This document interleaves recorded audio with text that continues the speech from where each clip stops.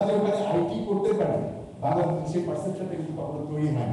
So the next day তৎকালীন আমাদের যে ট্রেজারার ছিলেন বেসিসে আমির সাহেব, উনি আমাকে বললেন যে why don't we put up a sign যে we write software too. Yes, we are a poor nation. Yes, we are flooded most of the time, but we write software too. That was such a splashing hit at Comdex. The Comdex is the daily newspaper in the political history. এই যে positive ইমেজটা বাংলাদেশে project করা, এটা কিন্তু আমাদেরকে proactively করতে হবে। Because bad news will automatically sell. Good news will not sell automatically.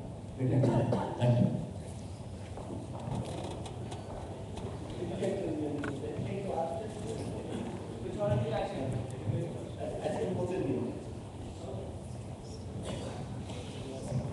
Thank you to get the floor. আমি ফাহিম মাসুর, CEO BDJob.com।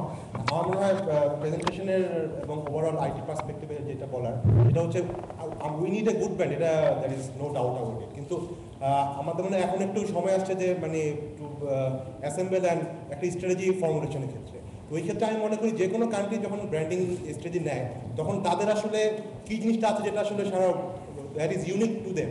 এটা আদারওয়াইজ তো লোকে কেন তাদেরকে দেখে? শুধু আমি সুন্দর ব্র্যান্ডিং করলাম, প্রমিস করলাম, তারপরে তো হবে না। We must have something that no other countries or very few other countries have, এটাকে আইডেন্টিফাই করতে হবে। তো সেই পার্সপেক্টিভে আমার কাছে মনে হয় আমরা যদি একটু করি, অ্যানালাইসিস করি, তাহলে দেখবো আসলে আমাদের কী আছে। আমাদের তো ওরকম যতই বই না কেন অনেক জিনিসের অভাব আছে, ল্যান্ড কম, অনেক সমস্যা আছে, অত বড় ম্যানুফ্যাকচারিং জিনিস নাই, বিশাল কিছু নাই। বাট একটা জিনিস কিন্তু আমাদের আছে যেটা ওয়ার্ল্ডে খুব কম কান্ট্রিতে আছে, we have a huge amount of youth power. এই ইউথ পাওয়ারটা কিন্তু আসলে আমাদের পুরো ব্র্যান্ডিং স্ট্র্যাটেজির একটা কর্নারস্টোন হওয়া উচিত। এবং এটা কিন্তু আমরা না করলেও কিন্তু লোকজন কিন্তু আস্তে আস্তে জানছে। জাস্ট দু একটা ইনফরমেশন দিই, ওয়ার্ল্ডের সবচেয়ে বেশি ভিজিটেড ওয়েবসাইট হচ্ছে ফেসবুক, প্রায় 330 million. Do anyone of know যে বাংলাদেশে কত লোক ফেসবুক ইউজ করে? or 1% of the Facebook users are coming from Bangladesh. We rank 6th within Asia and 19th within the whole globe in terms of using Facebook. 0.8% of the Google users are coming from Bangladesh.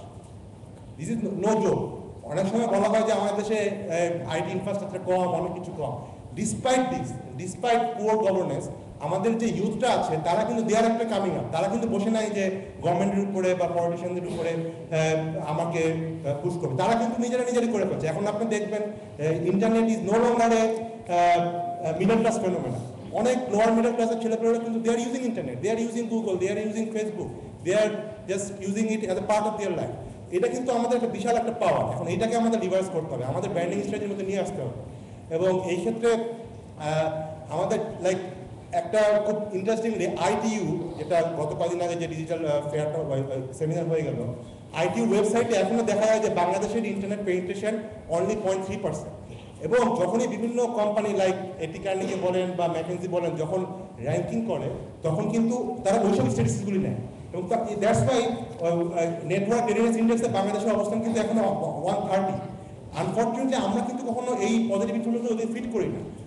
Internet penetration at this moment হচ্ছে around 5% in Bangladesh, but ITU স্ট্যাটিস্টিক্সে এখন এটা কিন্তু 0.3%। তো আমাদের এখানে গভর্নমেন্টের যেটা উচিত হবে যা আছে সেটাকে জাস্ট একটু ফিট করা, রাইট জায়গায় রাইট করে দিয়ে দেওয়া, আর বাকিটা কিন্তু আমাদের লোকজনই করবে। That is my small piece of suggestion. ধন্যবাদ। আমি এই যাওয়ার আগে একটা মতো ইন্টারনেটে যে দু একটা অনেক উত্তর এসছে, দু একটা information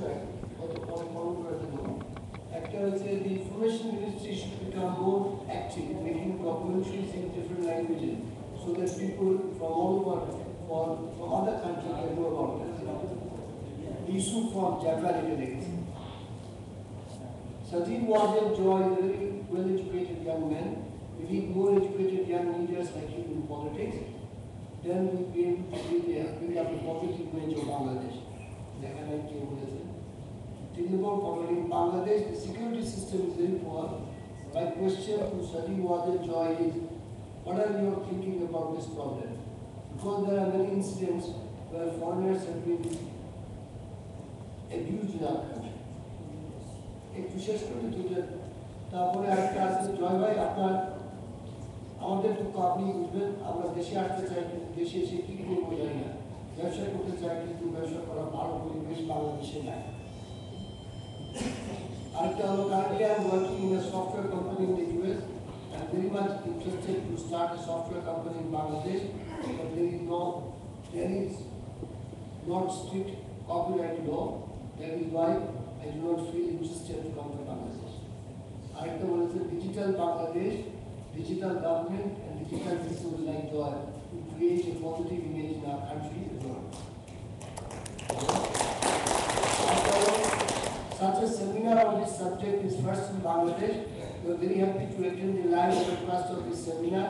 We thank the organizer for his effort.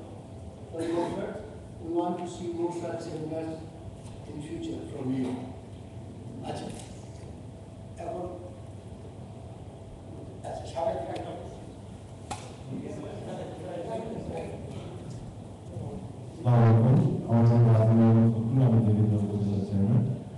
আমাদের প্রশ্ন হচ্ছে যে এই যে আমরা চিন্তা করছি যে বাংলাদেশে একটা ব্র্যান্ড ক্রিয়েট করবো, এটা মিডিয়ামটা কি হবে এবং আমি এটা মিনিস্টার অফ ট্যুরিজমের মাধ্যমে টিভির মাধ্যমে যাবে একটু একজন ভাই বললো যে ফেসবুকে অনেক ইউজার আছে তার মাধ্যমে যেতে পারে। কিন্তু আমরা মনে করি বাংলাদেশ হাই কমিশন সারা বিশ্বের যে অনেক দেশে আছে এগুলি অটোমেশন করার জন্য কোনো পদক্ষেপ কি সরকার গঠন নিচ্ছে, আর পদক্ষেপ যদি নিয়ে থাকে এটাকে কিভাবে আরো ইনফরমেটিভ করা যায় এবং হাই কমিশনের মাধ্যমে যদি এটা আরো মানে এক্সপোজারটা আরো বাড়ানো যায় সেই লক্ষ্যে আমি পদক্ষেপ নেওয়ার অনুরোধ করছি।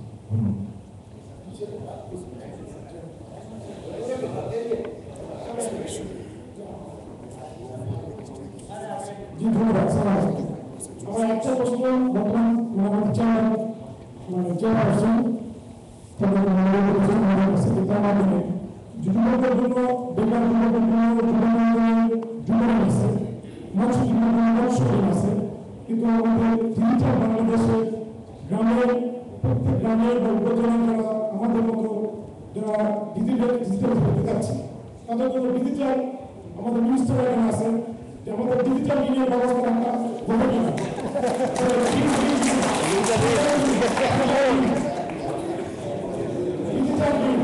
মানে ডিজিটাল ব্যবসা বাণিজ্য করার জন্য সরকারের নিয়ে ব্যবস্থা থাকবে কিনা। আরেকটা প্রশ্ন সেজন্য জয় ভাই আছে সে নিজেও বলছে যে কন্টিনিউ থাকবে কিনা। আমরা বিগত সময় দেখছি যে সরকার চেঞ্জ হয়ে গেলে এবং এই যুদ্ধের সঙ্গে দেখছি বিএনপি বা বিরোধী দলের কোনো নেতা ডিজিটালের এর হচ্ছে কোনো প্রশংসকের মধ্যে আমরা মিডিয়াতে বা পত্রিকায় তারা বলেনি যে সরকার ভালো একটা কাজ করতেছে, এখনো তারা বলেনি 14 মাস যাবত। তাহলে আমরা আগামীতে কি আশা করতে পারি যেটা আমাদের জবাব করেছে যে কন্টিনিউ থাকা দরকার সেটা থাকবে কিনা, তার জন্য আইসিটি মিনিস্টার কোনো আইন তৈরি করবে কিনা যে হচ্ছে এটা চলমান থাকবে 2019 সাল পর্যন্ত।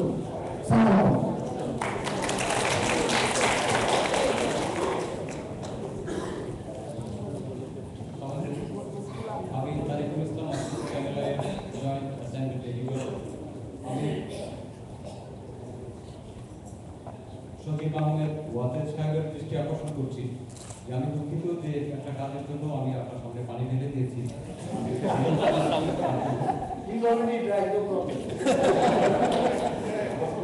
যে আপনি যে কথাগুলো বলেছেন বাংলাদেশের পজিটিভ ব্র্যান্ডিং এর দরকার, সেই ব্র্যান্ডিং এর জন্য একটা পলিটিক্যাল উইংয়ের দরকার। আমরা সম্প্রতি জেনেছি আপনি 25 ফেব্রুয়ারি বাংলাদেশ আওয়ামী লীগের রাজনীতির সাথে জড়িত হয়েছেন এবং একটা রাজনৈতিক উইল ছাড়া আপনি যে ভীষণগুলোর কথা বলেছেন সেই ভীষণ বাস্তবায়ন করা সম্ভব নয়। রাজনৈতিক উইলের সাথে সাথে থাকতে হয় সরকারি একটা উইল। এখন আপনি যে রাজনৈতিক দলের সাথে সম্পৃক্ত হয়েছেন সেই দলটি বর্তমানে সরকার পরিচালনা করছে এবং আপনি যে দলের সাথে সম্পৃক্ত হয়েছেন তারাই এখন সরকার পরিচালনা করছে। ডিজিটাল বাংলাদেশের কথা বলছেন কিন্তু ডিজিটাল বাংলাদেশের জন্য আপনি এটাকে ব্র্যান্ডিং করার কথা বলেছেন কিন্তু প্রথমত আপনাকে মনে রাখতে হবে বাংলাদেশের 50% মানুষ নিরক্ষর। সেই মানুষকে স্বাক্ষর এবং আপনার ডিজিটাল বিষয়গুলো ব্যবহার করার জন্য যোগ্যতা সম্পন্ন করতে আগে আপনি প্রথমত কি পদক্ষেপ নেবেন এবং আপনার রাজনৈতিক দলে আপনার অংশগ্রহণে আপনার দলের সমর্থক এবং